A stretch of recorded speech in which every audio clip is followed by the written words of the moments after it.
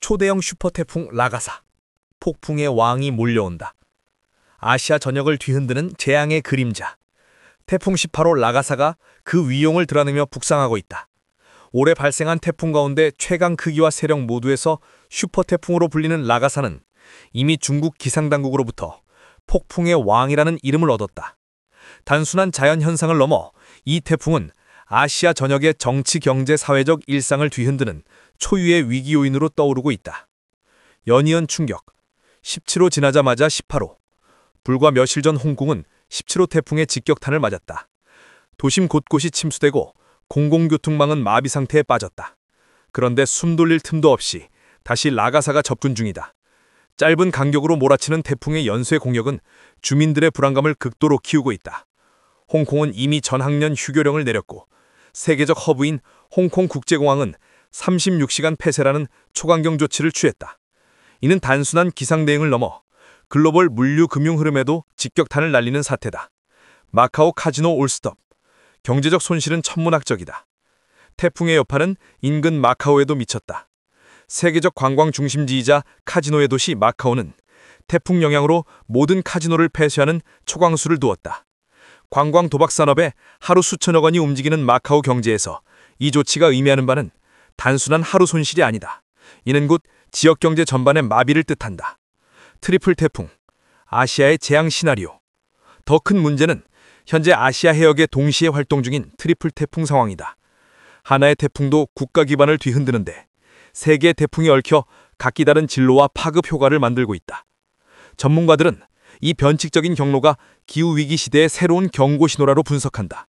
특히 라가사는 태국이 제칠한 이름으로 디저트에서 유래했지만 이번 상황만큼은 달콤함과는 거리가 멀다. 그 이름 뒤에는 초강력 파괴력이라는 무거운 그림자가 드리워져 있다. 사람들의 일상과 정서에 미친 충격. 연이은 주말 폭우와 태풍은 단순히 경제적 손실을 넘어 시민들의 생활 리듬을 무너뜨리고 있다. 주말마다 이어지는 야속한 비는 가족 모임, 야외 활동, 문화생활마저 가로막으며 사회 전반의 기상 피로감을 심화시키고 있다. 이는 심리적 불안과 사회적 무기력을 동반하는 또 다른 보이지 않는 피해다.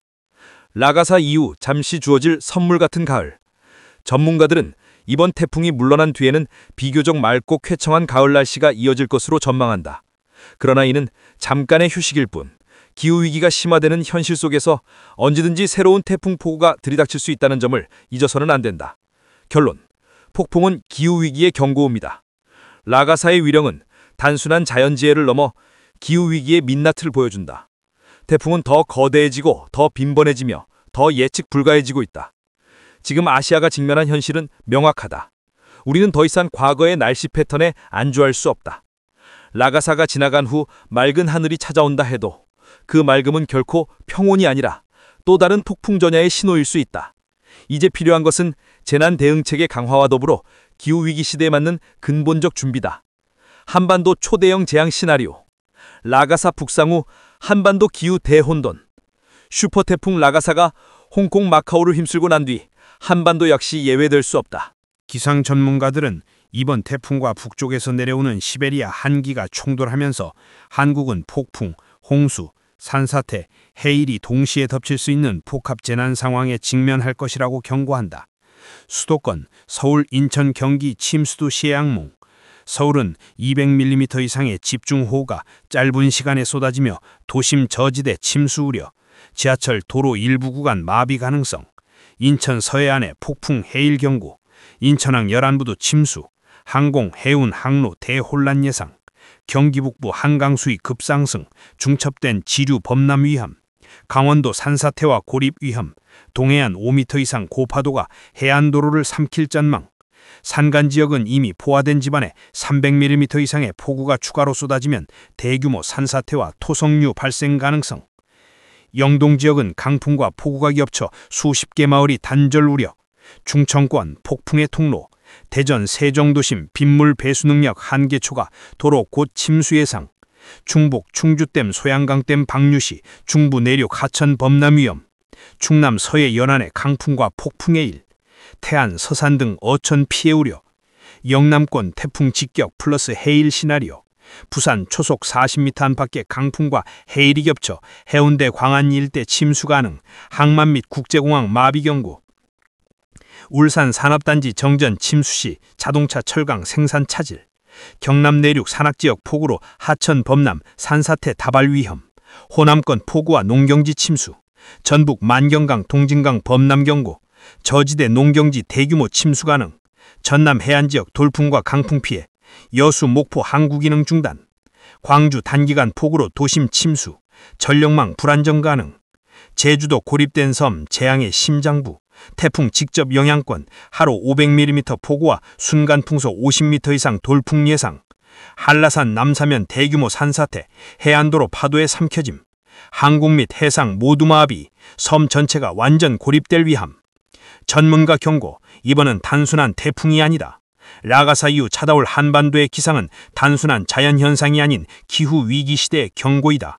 폭우 플러스 한기 충돌, 예측 불가능한 국지성 폭풍, 해일 플러스 강풍, 연안도시 붕괴 위험, 연쇄적 산사태, 교통 전력망 마비.